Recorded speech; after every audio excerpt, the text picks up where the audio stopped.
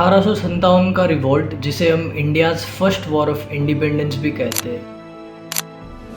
1857 का ये आंदोलन एकदम से शुरू नहीं हुआ था। इसके पीछे पॉलिटिकल, इकोनॉमिक और मिलिट्री तीनों तरह के कारण थे। सबसे पहला political reasons governor general Dalhousie का डॉक्ट्रिन ऑफ लैप्स, जिसके थ्रू इंडियन स्टेट्स को जबरदस्ती एनेक्स किए जा रहे थे।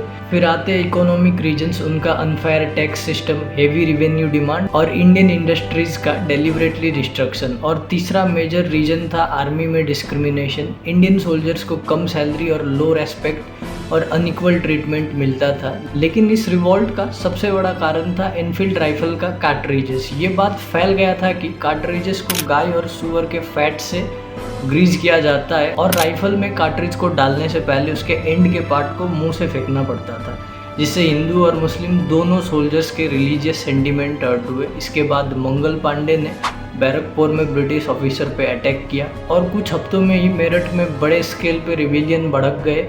वहाँ से आग तेजी से पूरे नॉर्थ इंडिया में फैल गया। दिल्ली में बहादुर शाह जफर को असेंबली लीडर बनाया गया, कानपुर में नाना साहेब, लखनऊ में बेगम हजरत और झांसी में रानी लक्ष्मीबाई ने बहादुरी से ब्रिटिश का सामना किया। ये रिवॉल्ट काफ़ी पावरफुल था, लेकिन यूनिटी की कमी, प्लानिंग की वीकनेस और ब्रिटिश मिलिट्री पावर की वजह से फेल हो गया। लेकिन इसका सबसे बड़ा रिजल्ट ये हुआ कि ईस्ट इंडिया कंपनी का रूल खत्म हो गया और इंडिया सीधे ब्रिटिश क्राउन के कंट्रोल में चला गया। यही फ्यूचर नेशनलिस्ट मूवमेंट का ग्राउंड वर्क भी बना। 1857 का रिवॉल्ट फेल जरूर हुआ, पर इसने साबित कर दिया कि अगर इंडियंस एकजुट होकर अंग्रेज हुकूमत को चैलेंज करेंगे तो वो सक्सेसफुल जरूर होंगे।